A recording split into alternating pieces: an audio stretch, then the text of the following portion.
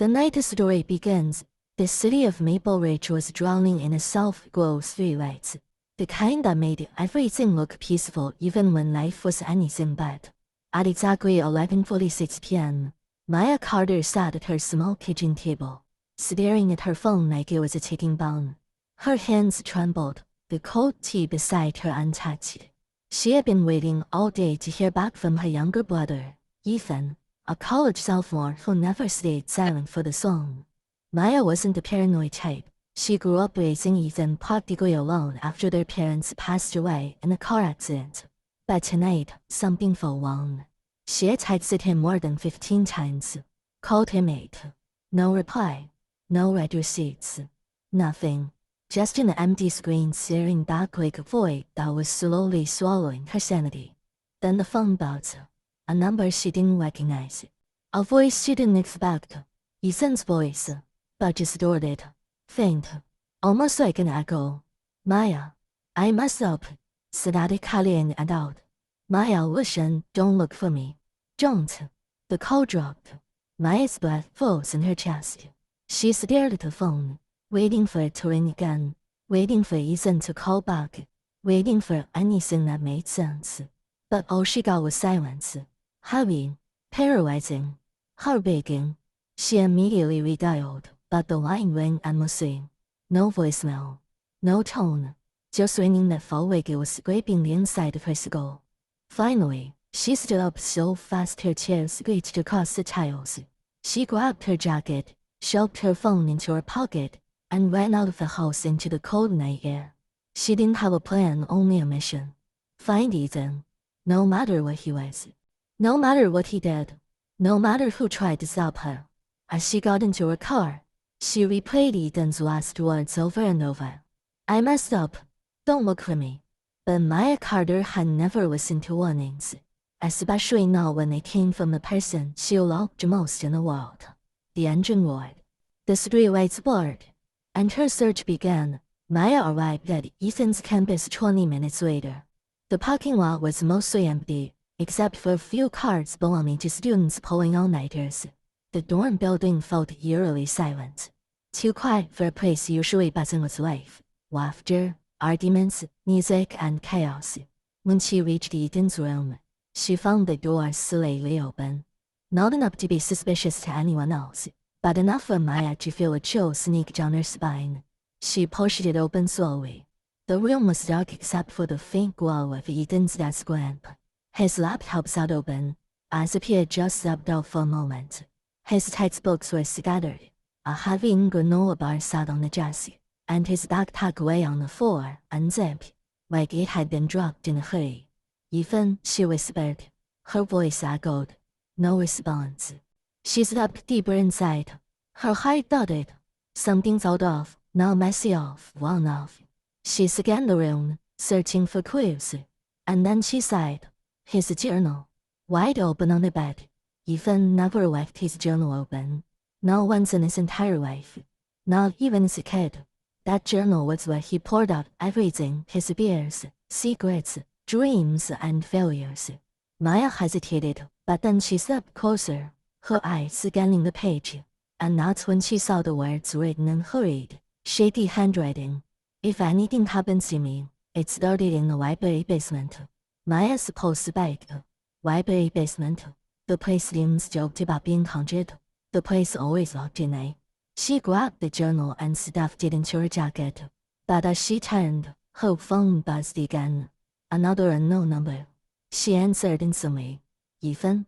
Ethan, where are you? But it wasn't Ethan. A deeper voice.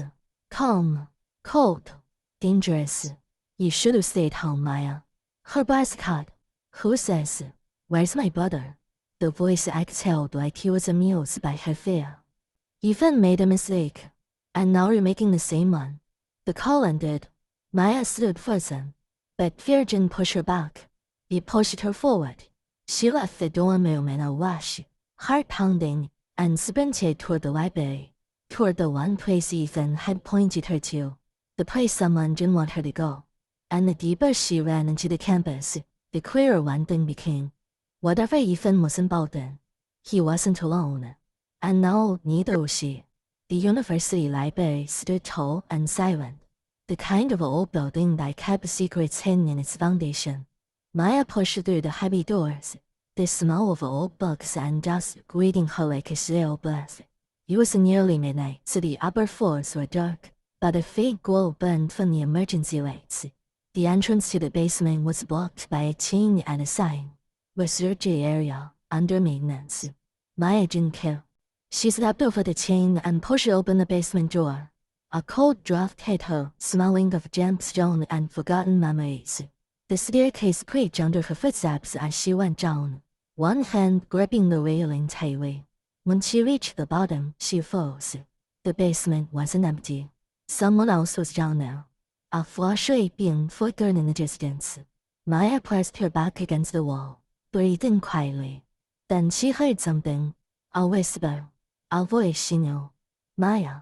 Her heart nearly burst. Ethan. She followed the voice deeper into the shadows, passing old metal shelves filled with abandoned equipment. Then she saw him, her brother, standing at the far end, his face pale, eyes wide with fear. Maya, why did you come? He whispered urgently. You called me.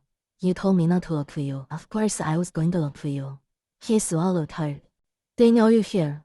Who? Ethan, what's going on? Before he could answer, footsteps echoed from behind the shelves. Slow, measured, like someone wasn't in a hurry because they knew they already had the upper hand. A tall man stepped into view, dressed in campus security uniform, but his expression was anything but professional. You should have stayed home, Maya, the man said in the same cold voice from the phone call. Maya stepped in front of Ethan. You stay away from him. The man smiled. You both know too much. Then he unlocked a door behind him, one Maya never realized existed. A hidden door. A concealed entrance, built into the wall itself. It swung open to reveal a staircase leading even deeper underground. Ethan grabbed Maya's arm. We have to run. But the guard stepped aside and motioned toward the hidden stairs. No. You have to come with me. And as the lights flickered and shadows danced on the walls, Maya realized. The basement wasn't the bottom. There was something darker waiting below. The hidden staircase followed endless. Ethan walked with shaking legs, Maya supporting him. The guard followed behind them closely, flashlight beam steady, bullets echoing ominously. When they reached the bottom, Maya felt her breath catch. They weren't in the basement. They were in an underground lab. Computers blinked. Screens showed maps, faces, surveillance footage of students, all tabbed, categorized, monitored. Millions of files. Data collected secretly. What is this place? Maya whispered. This, the guard said, is where we keep track of potential threats. Threats? They're students, she yelled. They're citizens, he corrected, and information is power. Ethan stepped forward, voice trembling. I found out weeks ago. I saw one of the files, mine, and Maya's, and hundreds of others. They were watching us since high school. Maya felt the blood drain from her face. The guard shrugged. Your brother tried to leak the data, but he didn't know who he was messing with. Ethan's jaw clenched. I wasn't trying to leak it. I was trying to shut it down. And you failed, the guard snapped. The guard reached for his radio.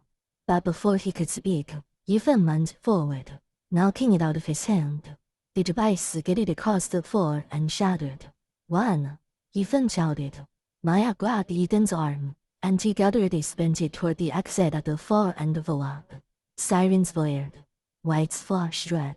Footsteps thundered behind them. They climbed the stairs two at a time, bursting back into the library basement. Maya slammed the door shut behind them and shoved a metal shelf against it. The guard pounded on the other side, shouting orders, his voice barely audible over the alarm.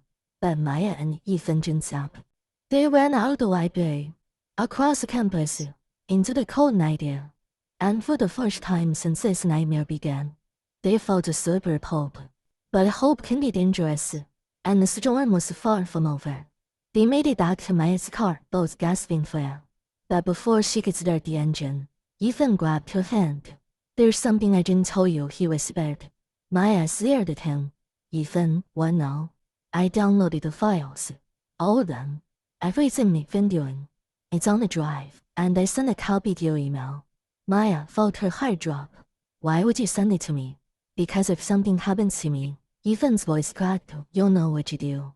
Maya shook her head violently. No. Don't say that. Nothing's going to happen to you. But Ethan's silence said what he didn't want to speak. Suddenly, headlights flooded the parking lot. Black SUVs. Government grade. Doors opening. Men in suits stepping out. No, Maya whispered. No. When we just escaped. Ethan looked at her with a calmness that terrified her. Maya, drive. Don't stop. Don't look back. I am not leaving you. You have to, he shouted. If we both get caught, everything dies here. Every student stays monitored. Every life stays controlled. You're the only one who can expose them. Tears streamed down her face. I'm not leaving you. Ethan leaned forward and pressed his forehead against hers. You're not leaving me. You're saving me. Then he pushed the door open and ran toward the agents, drawing their attention away from the car. Maya screamed his name, but Ethan didn't look back. The man swarmed him. Maya slammed her foot on the gas and drove fast past the gates, past the darkness, into the unknown. Her phone buzzed. A voicemail from Ethan. With trembling hands, she pressed play. Maya, if you're hearing us, it means I bought you time. His voice caught to the motion. Tell the world. Don't let them bury the truth. I believe in you. I always hope. The message ended. Maya pulled away, sobbing into her hands. But after a minute, she lifted her head, wiped her tears, and opened her laptop. The files loaded slowly, thousands of records, secrets, and names. And as the sun began to rise, painting the sky gold, Maya Carter took a breath. A long, steady, fearless breath. Then she quit aboard. The world was about to change. Because sometimes a single message can start a revolution.